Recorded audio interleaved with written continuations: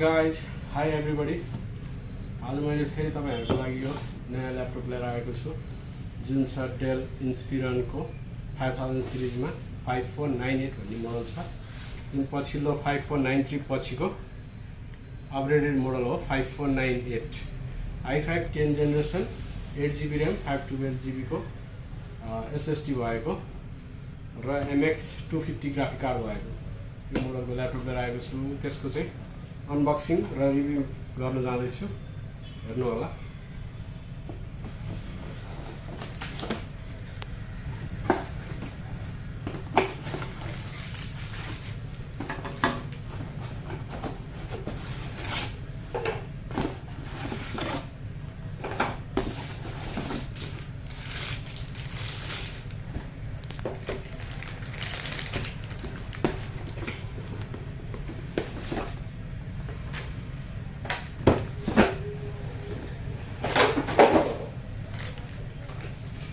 यो क्याटलग आएको छ, यो क्याटलग भयो के अफ भयो। यो चाहिँ चार्जर भयो, 65 वाटको चार्जर छ।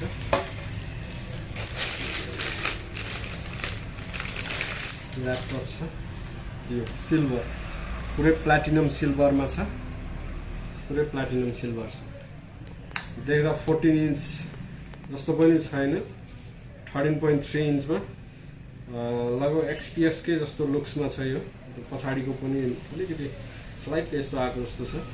झट्ट यसरी हेर्दा XPS जस्तै देखिन्छ, XPS 13 जस्तै, 13 इन्चको जस्तै लुक्समा छ। यो स्लिम छ, ग्राफिक कार्ड पनि छ, स्लिम पनि छ, 8GB ऱ्याम पनि छ, 512GB को M.2 SSD छ NVMe। त्यसपछि MX 250 को NVIDIA MX 250 को 2GB ग्राफिक कार्ड छ, DDR5। यो छ i5 10 जेनेरेसन भइहाल्यो, 8GB ऱ्याम र 512GB को SSD NVIDIA ग्राफिक कार्ड जुन मैले भनिहालेँ। यसमा ब्याकलाइट किबोर्ड छ, किबोर्डमा पनि बत्ती बल्ने छ। त्यसै गरी स्क्रिन बेजल चाहिँ अलि सानो छ, स्क्रिन बेजल सानो छ। यो ल्यापटप कसरी आफै अन नगरिकन अन भयो भन्नु होला। यो कस्तो भने अहिले सिस्टमै बायसमा छ, पावर म्यानेजमेन्ट सिस्टम छ। त्यसले गर्दाखेरि चाहिँ यो अहिले 10 जेनेरेसन ल्यापटपहरू, लेटेस्ट ल्यापटपहरू प्रायः आफै ओपन हुँदा नै अन हुन्छ। त्यो चाहिँ खास प्रब्लम होइन। यसमा चाहिँ विन्डोज 10 को जेन्युन आउँछ। सबै कुराले साइजदेखि लिएर पोर्टेबिलिटीको हिसाबमा र लुक्स पुरै सिल्भर भएको हुनाले, प्लेटिनम सिल्भर भएको हुनाले लुक्सको हिसाबमा, वेटको हिसाबमा सबै कुरामा बेटर छ। ग्राफिक कार्ड अब MX 230 को अपग्रेडेड 250 मा छ। डिस्प्ले क्वालिटी पनि फुल HD IPS डिस्प्ले भयो। तपाईँलाई म यसको स्पेक देखाउन जाँदैछु। यसो टचमा गर्नु हेर्न सकिन्छ। प्रोसेसर i5 10 जेनेरेसनको 1.6 GHz, अहिले अपग्रेडेड गरेर 1.6 GHz सम्म पुर्याएको छ प्रोसेसर पनि। त्यसै गरी L2 cash memory 6.0 MB, turbo boost 2.11 GHz जान्छ। त्यसै गरी मेमोरी छ, यसको 2667 को 2/2।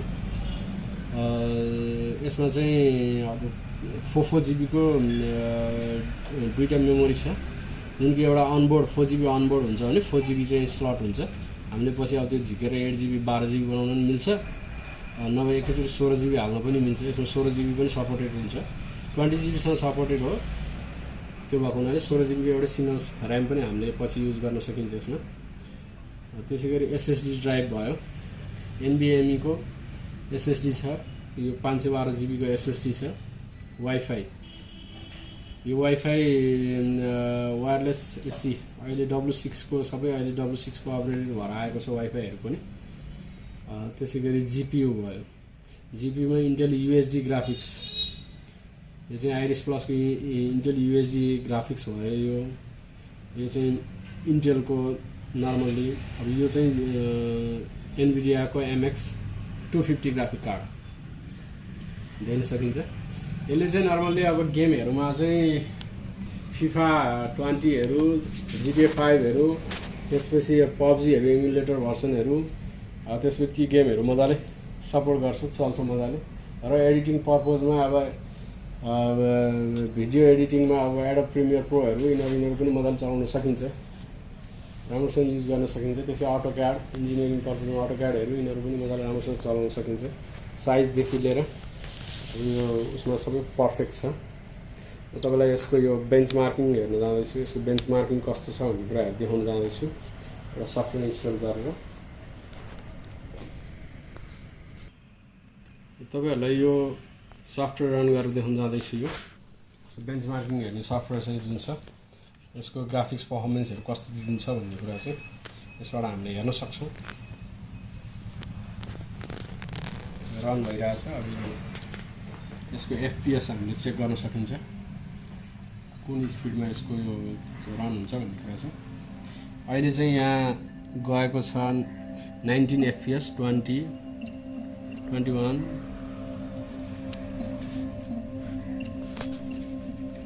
यो पिक्चर अनुसार यो बढ्ने हुन्छ। 27 यहाँ देख्न सकिन्छ। MX 250 देख्न सकिन्छ। यसको 25, 27 FPS सम्म गइरहेछ। यसको MX 250 को 48, 49, 48, 49 सम्म पुग्यो यसको FPS। यो चाहिँ कुन सेटिङ्समा छ भन्ने कुरा चाहिँ अब म यहाँ तपाईहरुलाई देखाउँछु। अहिले यो अहिले जुन रन भइरहेको छ यो चाहिँ क्वालिटी छ हाई सेटिङ्समा। हाई सेटिङ्समा तपाईको 48, 49 FPS जानु भनेको राम्रो हो, not bad. MX 250 graphic card पनि यतिको FPS मा जानु भनेको राम्रै हो। अब यतिको FPS मा गएपछि गेमहरु पनि हामीले नर्मली राम्रैसँग जान्छ। अब मिडियम सेटिङ्समा हेरौँ एक्चुअली मिडियम सेटिङ्समा कतिसम्म जान्छ भन्ने कुरा। मिडियम सेटिङ्समा पनि यो गइरहेछ। 25 बाट स्टार्ट भइरहेछ। यो ग्राफिक्स अनुसार यो बढ्छ।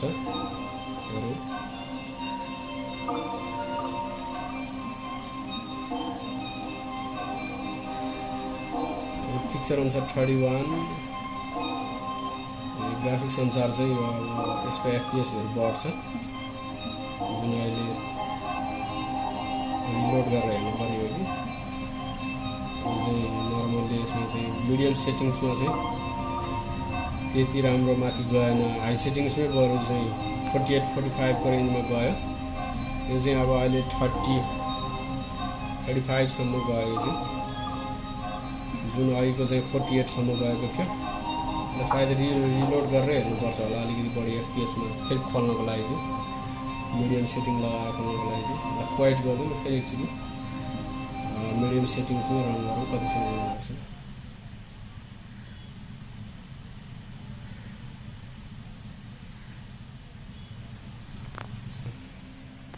अब यो यता म यो चाहिँ क्वालिटी चेन्ज गरेर हेर्छु। अब एकचोटि यसको क्वालिटीमा चाहिँ अब यसलाई मिडियम सेटिङ्समा लगेर हेरौँ। मिडियम सेटिङ्समा चाहिँ कति FPS सम्म जान्छ। 26, 31, 32 यहाँ देख्न सकिन्छ। मिडियम सेटिङ्समा छ 54, 55, 56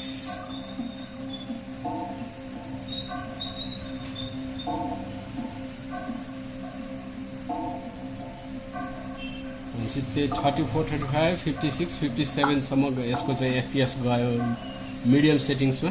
त्योभन्दा त बरु हाई सेटिङ्समै 48 सम्म गयो, त्यो नै बेटर भयो।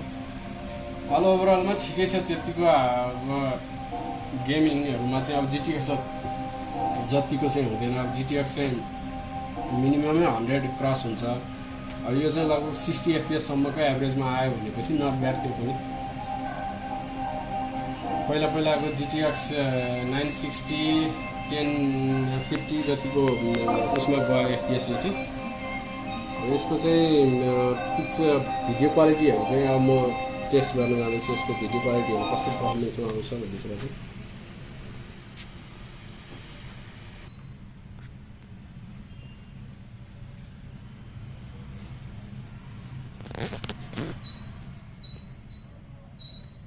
जुन यसको 4K क्वालिटी यहाँ देखिरहेको छ 4K क्वालिटीमा कतिको यो पिक्चर क्वालिटी चाहिँ कस्तो छ स्मुथ कतिको कन्ट्रास्ट छ के छ भन्ने कुरा चाहिँ देख्न सकिन्छ। यहाँ एन्टी ग्लेयर आइपिएस डिस्प्ले भएको हुनाले भिडिङ एङ्गल पनि राम्रो छ। यहाँबाट हेर्दाखेरि पनि मजाले त्यो क्लियर देखिन्छ, त्यो टल्किने हुँदैन। यसको स्क्रिन क्वालिटी पनि राम्रो छ। आइपिएस फुल एचडी आइपिएस डिस्प्ले हो। त्यो भएको हुनाले अहिले 4K नै रन भइरहेको छ। 4K क्वालिटी पनि राम्रो छ, स्मुथली चल्छ। अब एसएसडी पनि छ, प्रोसेसर पनि छ, ग्राफिक कार्ड पनि छ। त्यो भएको हुनाले अब राम्रो चलिरहेको छ। स्मुथली कुनै उयो छैन, ल्याग पनि नभइकन क्वालिटीमा पनि कुनै ग्राफिक्समा पनि कुनै किनमेल नभइकन राम्रोसँग चलेको छ।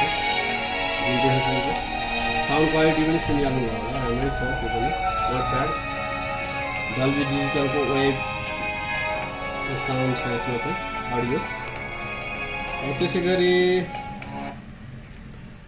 त्यसै गरी अब यसको अल ओभरअलमा कुरा गर्दाखेरि चाहिँ अब ह्यान्डी छ, पोर्टेबल डिजाइन छ। त्यसै गरी ब्याकलाइट किबोर्ड पनि भयो, स्लिम छ, विन्डोज जेन्युन छ र i5 10 जेनेरेसन प्रोसेसर छ। एनभिडियाको MX250 ग्राफिक कार्ड छ। साइजमा पनि पोर्टेबल छ, 14 इन्चमा 14 इन्च डिस्प्ले हो तर 13.3 इन्च जस्तो छ।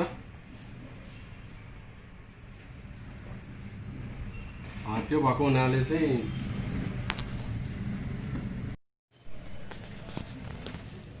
समग्रमा भन्नुपर्दा अल्ट्राबुक सिरिज छ, लाइट वेट छ। लाइट वेटमा ग्राफिक कार्ड पनि छ, पुरै ह्यान्डी पनि छ। यो मजाले स्लिम पनि छ, देखिहाल्नु भयो।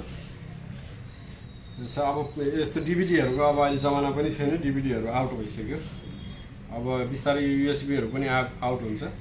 यो टाइप सी पोर्टहरू मात्र आउने हुन्छ अब पछि बिस्तारै टाइप सीबाट कनेक्ट जस्ट म्याककै जस्तो बनाउने। अब सबै कुराले ठिकै छ होला ओभरअलमा। अब 14 इन्चमा सिल्भर बडी भएको हुनाले अब यसको वेट पनि तपाईँको खासै छैन, 1.8 केजी छ।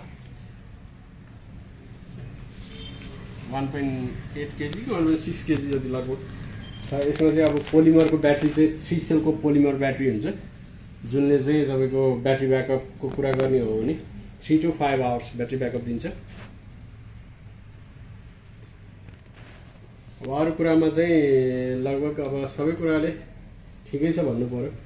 अब MX250 ग्राफिक कार्ड अहिलेको लेटेस्ट भयो, जुन यसको अघिल्लो प्रिभियस मोडलमा चाहिँ 5493 भन्ने मोडल थियो, जुनमा चाहिँ 230 को ग्राफिक कार्ड थियो, MX230 ग्राफिक कार्ड थियो र ब्याकलाइट पनि थिएन। त्यो पनि 5000 सिरिज थियो, यो पनि 5000 सिरिज थियो। यो 5000 सिरिजमा पनि साइजमा पनि पोर्टेबल, त्यसै गरी ब्याकलाइट किबोर्ड पनि भएको, विन्डोज जेन्युन पनि भएको र ग्राफिक कार्ड पनि MX250 ग्राफिक कार्ड भएको। त्यो हिसाबले अल ओभरअलमा 5493 भन्दा चाहिँ यो बेटर छ, हेर्न सकिन्छ। साइजमा पनि सेम XPS जतिकै लुक्समा छ। XPS पनि यत्तिकै लुक्समा छ अहिले यो निकालेको। XPS चाहिँ अब हाई एन्ड भयो, यसको माथिको सिरिज भयो। यो चाहिँ 14 इन्चमा चाहिँ पोर्टेबल सिरिजमा छ, 5000 सिरिजको डेलको। अब हेर्नु होला रिभ्यूहरू यसको। मैले जुन बेन्चमार्किङ सफ्टवेयरबाट देखाइदिएको थिएँ त्यसबाट तपाईँहरूले यसको FPS हेरिहाल्नु ग्राफिक्सको लागि। अरू प्रोग्रामिङहरूको लागि त सबै मजाले चलि नै हाल्छ।